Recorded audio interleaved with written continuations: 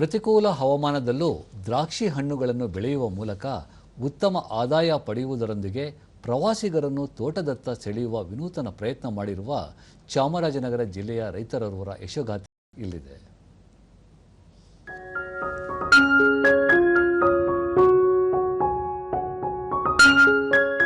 ಚಾಮರಾಜನಗರ ಜಿಲ್ಲೆ ಗುಂಡ್ಲುಪೇಟೆ ತಾಲೂಕಿನ ಭೀಮನಬೀಡು ಗ್ರಾಮದಲ್ಲಿ ಕೇರಳ ಮೂಲದ ಅಶ್ರಫ್ ಎಂಬುವವರು ತಮ್ಮ 1 ಎಕರೆ ಪ್ರದೇಶದಲ್ಲಿ ದ್ರಾಕ್ಷಿ ಬೆಳೆ ಬೆಳೆದು ಮಾದರಿ ರೈತರಾಗಿದ್ದಾರೆ. ಇವರ ತೋಟ ಹೆದ್ದಾರಿ ಪಕ್ಕದಲ್ಲಿರುವುದರಿಂದ ಸಾಮಾಜಿಕ ಜಾಲತಾಣಗಳಲ್ಲಿ ದೃಶ್ಯಾವಳಿಗಳನ್ನು ಹಂಚಿಕೊಂಡು ಪ್ರವಾಸಿಗರನ್ನು ಸೆಳೆಯುವ ಇವರ ಪ್ರಯತ್ನ ಶ್ಲಾಘನೀಯ.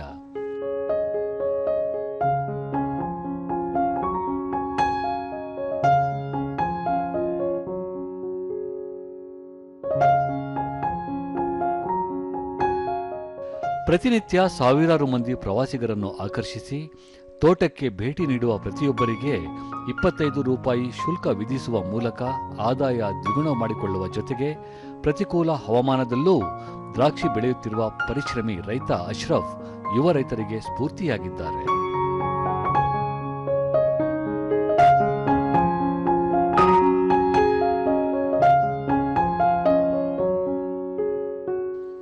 ಗಡಿ ಜಿಲ್ಲೆ ಚಾಮರಾಜನಗರ ವ್ಯಾಪ್ತಿಯಲ್ಲಿ ದ್ರಾಕ್ಷಿ ಬೆಳೆದಿರುವುದೇ ಅಪರೂಪದ ಸಂಗತಿ. ಅಶ್ರಫ್ ಇಲ್ಲಿ ಜಮೀನು ಖರೀದಿಸಿ ದ್ರಾಕ್ಷಿಯೊಂದಿಗೆ ವಿವಿಧ ಜಾತಿಯ ಹಣ್ಣಿನ ಗಿಡಗಳನ್ನು ಬೆಳೆದಿದ್ದಾರೆ. ಇವರ ದ್ರಾಕ್ಷಿ ತೋಟ ನೋಡಲು ಕರ್ನಾಟಕ ಮಾತ್ರವಲ್ಲದೆ ಕೇರಳಂ ಹಾಗೂ ತಮಿಳುನಾಡಿನಿಂದ ಹೆಚ್ಚು ಪ್ರವಾಸಿಗರು ಆಗಮಿಸುತ್ತಿದ್ದಾರೆ.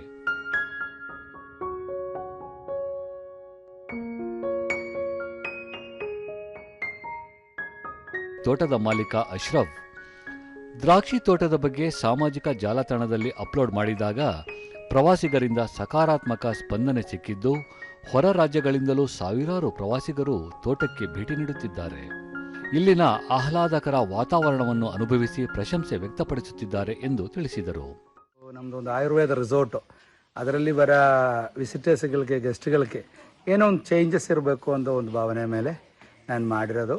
ಇವತ್ತು ಊರಿಗೆ ತುಂಬ ಜನಗೆ ಹೆಚ್ಚು ಕಮ್ಮಿ ಒಂದು 300 ಫ್ಯಾಮಿಲಿಗೆ ಅದರಿಂದ ಅನುಕೂಲ ಆಯ್ತಾ ಇದೆ. ನಮ್ಮ ಹತ್ರ ಸಾವಿರಾರು ವಿಸಿಟರ್ಸ್ ಬರ್ತಾ ಇದ್ದಾರೆ. ಕೇರಳ, ತಮಿಳುನಾಡು, ಕರ್ನಾಟಕದಲ್ಲಿ ವೈರಲ್ ಆಗಿಬಿಟ್ಟಿದೆ.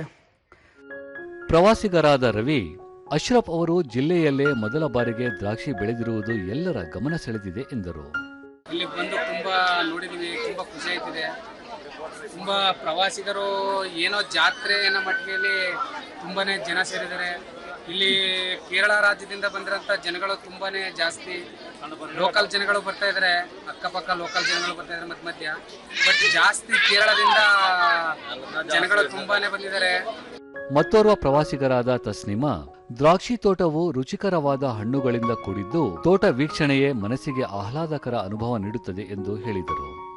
Here in Gundalpet, a grape farm, and there are a lot of grapes here, and it is so beautiful. But after a few years, after Onam specifically, you are able to pluck this, and it is very sweet and goddamn tasty. As a part of Karkaraka Vavar, almost everyone from Kerala is participating in this farm.